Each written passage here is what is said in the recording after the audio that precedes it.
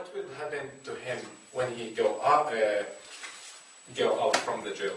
Who knows, but we never said we wanted to treat them as adults. Okay. Do you agree that this criminal is part of society? Yes, as well as the victims. So if we didn't take care of them, what will happen? Excuse me? If we didn't take care of these juvenile, what will happen? The victim. If we don't take care of them, what will happen? How am I supposed to know? I'm not a criminal. How would I know? Okay. Is the retribution make a scar for the criminal? Excuse me? Stigma. Okay. Yeah, it leaves a stigma on the criminal. It leaves a record. Can the teenager criminal work after he know that everybody know that he is come back from prison? Yes, there are many people that work that have been criminals. If they didn't, they would never be in the stuff. Give me an evidence. An evidence of what? If anyone criminal would be in prison and he got like an engineer or manager of big company.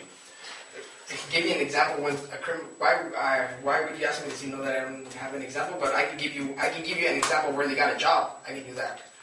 But if you're asking me to prove that they were okay. Is the community know that this person go to the prison or not? The community does know through retribution. You can answer if you want. You can come every day.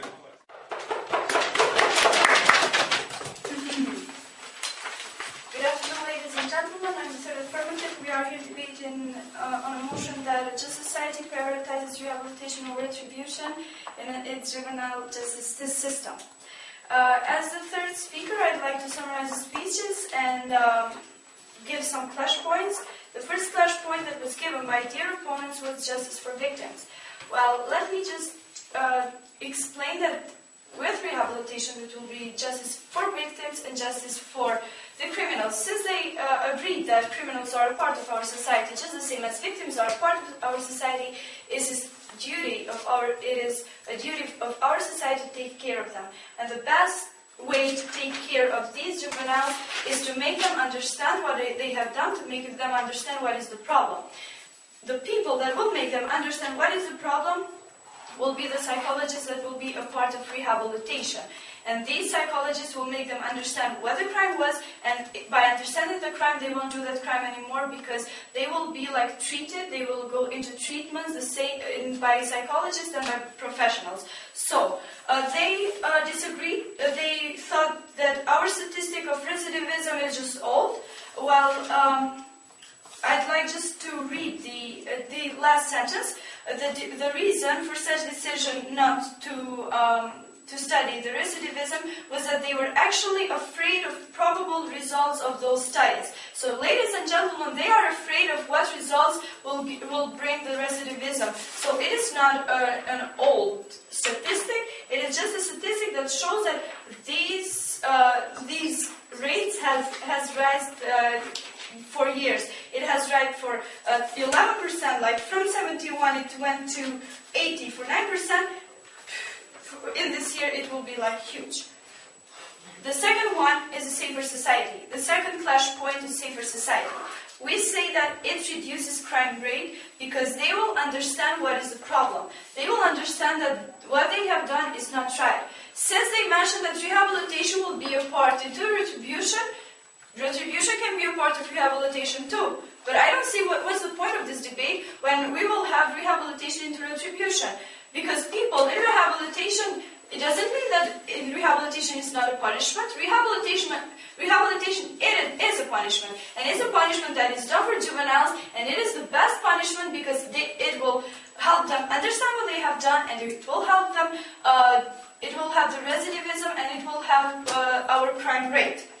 The third clash point is the just society. There were some contradictions because during the cross-examination, during the first speech, they say, we will treat them as adults. During cross-examination, they say, we won't treat them as adults.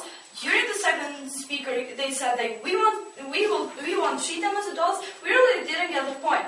We say that we cannot treat juveniles as adults because they cannot take responsibility for what they have done since they are part of their guardians, since they have guardians until they are 18.